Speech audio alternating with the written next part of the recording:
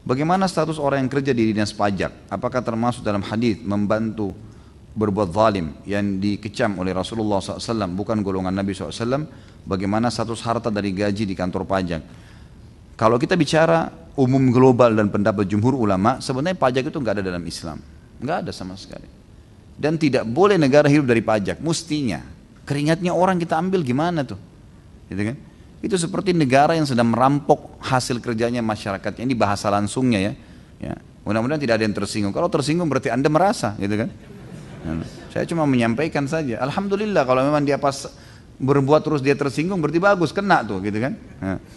Mestinya jangan. Harus bisa diubah. Bagaimana caranya? Kita sudah terlanjur mayoritas biaya yang kita pakai negara untuk pajak. Ya harus Anda berpikir. Untuk apa jadi pemimpin? 5 tahun dipimpinnya untuk memeras pemikiran, tenaga, menguras tenaga kita, pikiran, ide-ide, kembangkan. Bagaimana supaya bisa menjadi produktif, bagaimana kita bisa menghidupkan, bagaimana kita bisa memberdayakan. Mestinya begitu. Kalau tidak kita akan vakum terus nih, gitu kan? Saya tidak pernah temukan ada pendapat ulama yang mengatakan boleh penerapan pajak secara mutlak di sebuah negara. Itu tidak pernah saya temukan ada pendapat. Malah pendapat ulama umumnya melarang itu. Tidak bolehnya ada itu, gitu kan? Dan ada hadis yang berbunyi pemilik maks itu orang yang suka memungut ya bayaran-bayaran dari orang yang lewat, gitu kan?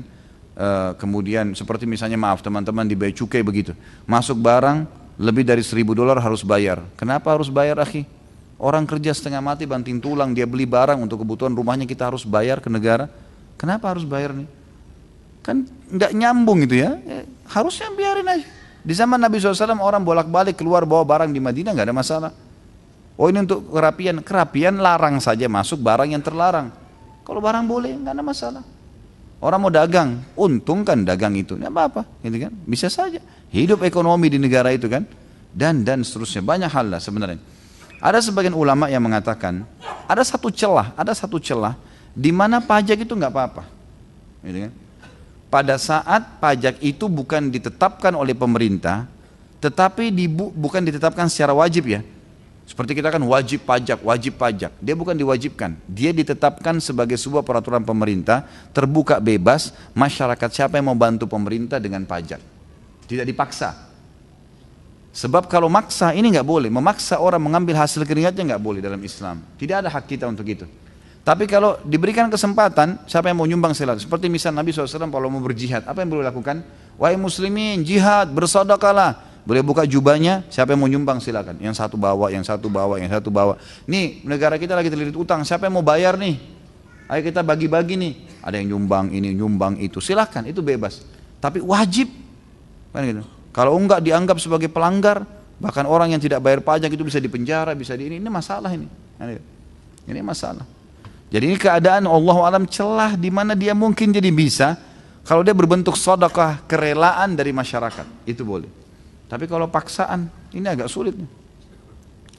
Status harta dari gaji kantor pajak Allah alam sama dengan kata-kata tadi. Kalau memang itu tidak boleh, maka lebih aman untuk tidak bekerja di situ. Kecuali tadi memang ya, masyarakat semuanya mengatakan kami mau bayar pajak, kami suka sedekah buat pemerintah. Memang pahalanya besar. Loh kok ketawa? Berarti nggak setuju ya? Bukan saya yang bilang ya. Anda lebih banyak suaranya dari saya. Nah iya, gitu kan? Kalau memang masyarakat bilang kami mau bayar demi untuk perbaikan infrastruktur lah, apalah, APBN lah dan segalanya, oke silakan, sedekah, bebas, pahalanya besar memang, karena jalan itu jadi amal jariah, pembangunan apa jadi amal jariah, memang begitu, gitu kan? Tapi kalau ditumpuk-tumpuk, kemudian mereka pesta-pesta dengan uang itu, pakai untuk ini hasil keringat orang, ini sama saja tanda kutip orang sedang memeras harta orang, tapi secara kemasan, dengan kemasan, kesannya seperti tidak ada sesuatu yang haram di situ.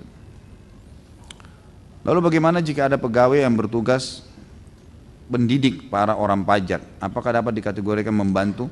Sama semua, akhi. Jadi jangan berbolak-balik bertanya di situ, karena jawabannya akan sama gitu. Kalau ada sesuatu yang haram dalam agama, Anda kalau bertanya kepada orang yang bertakwa sama Allah, ini haram nih, dari samping kah, dari bawah kah, haram, selesai.